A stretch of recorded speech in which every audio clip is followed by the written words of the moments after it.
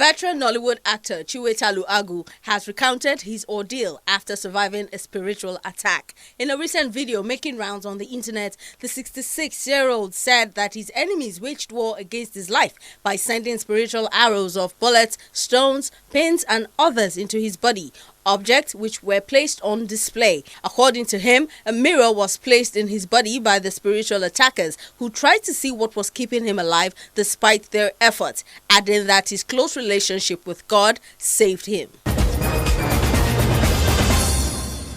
Nollywood actress Eniola Badmus has made a plea to men sending her private messages on Instagram to slow down the tempo. The actress made the plea in an Instagram post on Friday, hours after boasting about being the hottest and most talked about celebrity in the movie industry. Badmus added that she is now every man's choice following her recent weight loss and that the attention she has been getting since she got her new body has become overwhelming.